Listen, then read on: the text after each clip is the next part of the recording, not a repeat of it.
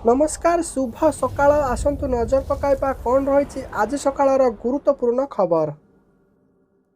Number एक मोइजुंक पई महंगा पड़िपारे भारत सह शत्रुता। भारत सह शत्रुता आचरण कर एक बड़ समस्या पड़ जाइछन्ति मालदीपर राष्ट्रपति मोहम्मद मोइजु। स्थिति एपरी होइछि जे तांकर चौकी मध्य जाइपारे। मालदीपर विरोधी दल एमडीपी संसद में राष्ट्रपति मोहम्मद मोइजुंक विरोध में महाभियोग प्रस्ताव आनिबाकु जाउछि।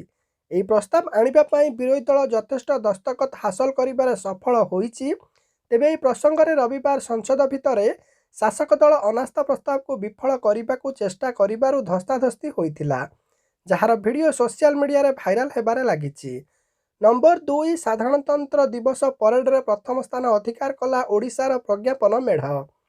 ଏଥର ଜାନୁଆରୀ 26ରେ କର୍ତ୍ତବ୍ୟ ପଥରେ ପ୍ରଦର୍ଶିତ ହୋଇଥିବା ଓଡ଼ିଶାର ପ୍ରଜ୍ଞାପନ ମେଢ଼ समस्त प्रज्ञापन मेढ़ भितर प्रथम स्थान अख्तियार करिछि। विचारक मंडली ओडिशार प्रज्ञापन मेढ़ को सबुठु अधिक पसंद करिसंती। तेबे यहाँ पछकु रहिछि गुजरात राज्यर प्रज्ञापन मेढ़ एवं तृतीय स्थान अख्तियार करिछि तमिलनाडुर प्रज्ञापन मेढ़। एथर ओडिशार प्रज्ञापन मेढ़रे ओडिशार कला कारीगरी देखिबाकु मिलिथिला। पट्टचित्र सहित हस्तशिल्प और कुटीर शिल्प को प्रज्ञापन मेढ़रे दर्शा जाइथिला। नंबर 3 सिमिकु आउ 5 वर्ष पर बेआईन घोषणा कले सरकार। केंद्र सरकार students Islamic movement of India को आउ 5 वर्ष पर बेआईन संगठन घोषणा करिसंती। बेआईन कार्यकलाप आईन 1967 धारा 3 अनुजाई एक कटकणा लागू करा जाइछि। केंद्र गृह मंत्रालय पक्षरु कहा जाइछि जे सिमी देश में आतंकवाद को प्रोत्साहित करिबा, शांति एवं सांप्रदायिक सद्भावना को नष्ट करिबारे नियोजित अछि, जहाँ भारतर सार्वभौमत्व निरापत्ता और अखंडता प्रति प्रतिकूल अटे। नंबर 4 जन को मृत्युदंड देला ईरान। गुप्तचर अभियोग में 4 जन को फांसी देइछि ईरान। ईरान प्रतिरक्षा मंत्रालय सह जड़ित एक कारखाना को टार्गेट करने को षड्यंत्र करितिबा एवं इजराइल गुइंदा संस्था मोसाद रे काम करुथिबा अभियोग रे एई 4 जन को दोषी साब्यस्त करा जाइथिला। ईरान प्रतिरक्षा मंत्रालय एई 4 जन को फांसी दंडादेश संपर्क में सूचना देइछि। सेमाने समस्त हेउचंती ईरानी नागरिक। नंबर 5 1 और 2 रे राज्य रे वर्षा संभावना। बंगोपसागर और ओडिशा उपकूल एक गुरुचाप बलय सक्रिय रही। यार प्रभाव में उपकूल ओडिशार केतक जिला और पार्श्ववर्ती जिले में घन कुहुड़ी हेबार संभावना रही। सेहीपरि फेब्रुआरी 1 और 2 तारिख रे केतक स्थान में वर्षा हो पारे बोली भुवनेश्वर आंचलिक पाणीपाग केन्द्र पक्षरु पूर्वानुमान करा जाइछि। नंबर 6 ज्ञानवापी मस्जिद परिसर मिली 55 हिंदू देवादेवी मृत्यु। ज्ञानवापी मस्जिद परिसर में करा जाइथिबा एएसआई रिपोर्ट सामना को आसीछि।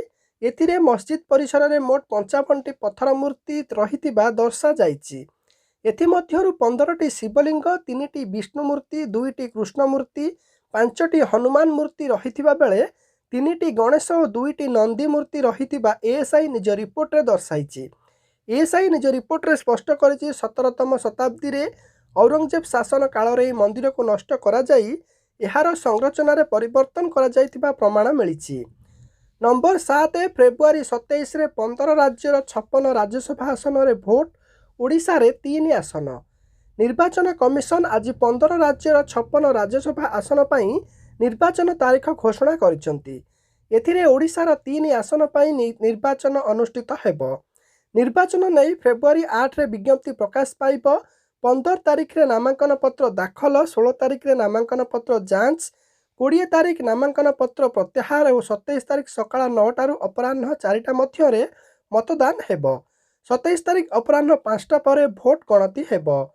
नंबर 8 कोरोना समय थाली बजाइबार कारण कहिले मोदी।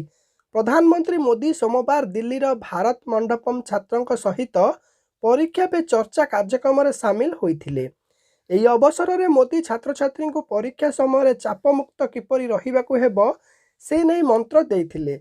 एथिसहित मोदी एही कार्यक्रम में कोरोना काल को नहीं आलोचना मध्य करिथिले।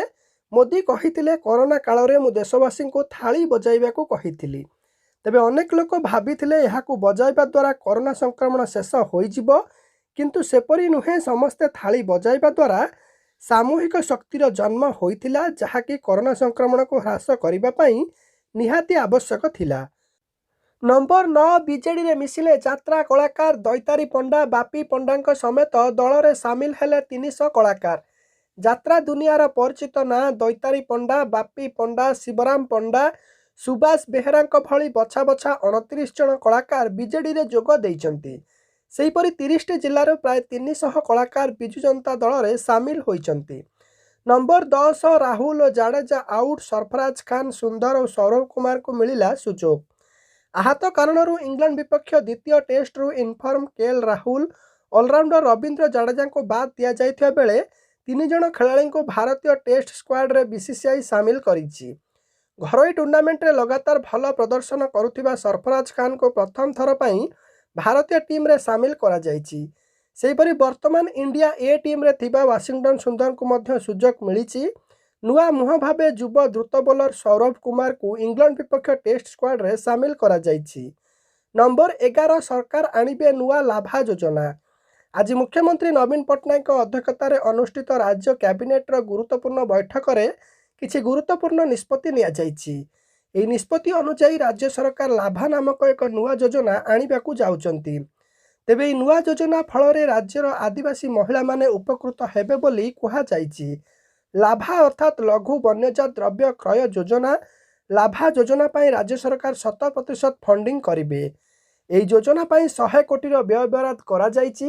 ଏଥିସହିତ ପ୍ରଥମ ଥର ପାଇଁ ଲଘୁ ବନଜାତ ଦ୍ରବ୍ୟ ଉପରେ ରାଜ୍ୟ ସରକାର ଏମ୍ଏସ୍ପି ଧାର୍ଯ୍ୟ କରିବେ। ନମ୍ବର 12 କେନ୍ଦ୍ର ସରକାରଙ୍କ ବଡ଼ ପ୍ଲାନ୍, ଦେଶର 30ଟି ସହର ହେବ ଭିକାରୀ ମୁକ୍ତ। ଦେଶକୁ ଭିକାରୀ ମୁକ୍ତ କରିବା ପାଇଁ କେନ୍ଦ୍ର ସରକାର ଏକ ବଡ଼ ପ୍ଲାନ୍ କରିଛନ୍ତି। ଦେଶର 30ଟି ସହର ଭିକାରୀ ମୁକ୍ତ ହେବ। ଏଥିପାଇଁ ଜାତୀୟ ପୋର୍ଟାଲ ଓ ମୋବାଇଲ ଆପ୍ ଲଞ୍ଚ କରାଯିବ। 2026 ମସିହା ସୁଦ୍ଧା ଏହି ଲକ୍ଷ୍ୟ ହାସଲ କରିବା ପାଇଁ କେନ୍ଦ୍ର ସରକାର ଲକ୍ଷ୍ୟ ରଖିଛନ୍ତି। ଏଥିପାଇଁ ସ୍ମାଇଲ୍ ନାମର ଏକ ଯୋଜନା ଆରମ୍ଭ କରାଯାଇଛି।